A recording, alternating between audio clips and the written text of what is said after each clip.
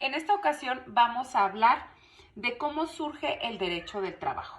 Y este derecho surge ante la necesidad de proteger a la parte más débil, que es el trabajador. Es decir, existen dos figuras importantes, el empleador y el trabajador. Y con esto se busca proteger a la parte más débil, que es el trabajador, que de alguna manera tiene más desventajas que el propio empleador.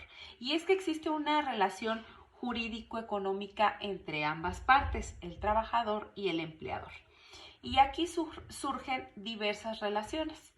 La primera es que tienen una relación de sujeción. ¿Esto qué quiere decir? Que el trabajador otorga su libertad a cambio del trabajo que le ofrece el empleador.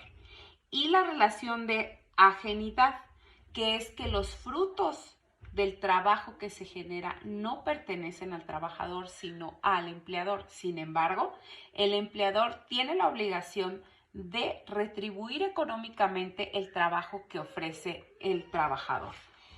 Y bueno, también dentro de estas dos figuras existe algo muy importante, que es el contrato, los contratos laborales. Y es que el contrato no es de naturaleza gratuita, sino es de generosidad. Y esto quiere decir que el empleador debe de remunerar el trabajo que ofrece el empleado. Es una retribución económica y es una obligación hacerlo. Ahora, vamos a ver la segunda parte, y que es histórica. Antes de Roma, el trabajo estaba relacionado al trabajo como esclavo, la esclavitud. Antes el trabajador estaba visto meramente como un objeto y no como una persona con derechos, también con obligaciones, pero que su trabajo fuese reconocido de manera más humana, por decirlo de alguna manera. Eran vistos como simples objetos. Ahora, el derecho de trabajo históricamente comienza en el siglo XVIII y aparece con la denominada Revolución Francesa, que se da en el año de 1798, cuyo origen era político. Y es que los especialistas dicen que la verdadera función de que haya aparecido los derechos laborales era preservar el sistema económico. ¿Por qué? Porque ellos decían que de esta manera aseguraban la supervivencia de su motor. El motor era pues la mano de obra de los trabajadores.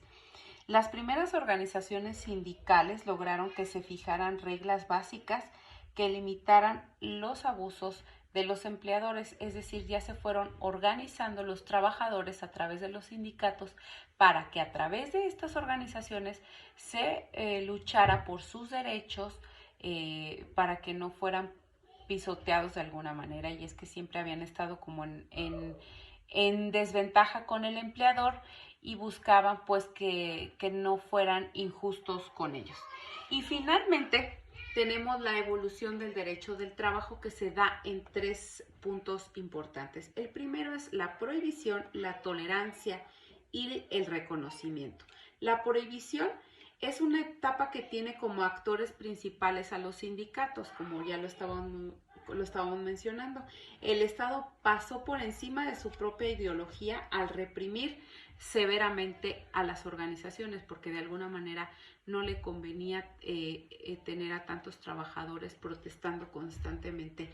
La tolerancia es que la presión social de los sindicatos ya era muy evidente y la represión sindical ya cesó, es decir, que el Estado de alguna manera ya aceptó que se organizaran y que pugnaran a favor de sus propios derechos. Finalmente, el reconocimiento, y el reconocimiento es lo más importante, el punto más importante, porque aquí ya aparecen las primeras leyes, los primeros artículos en donde ya se están reconociendo los derechos laborales de los trabajadores.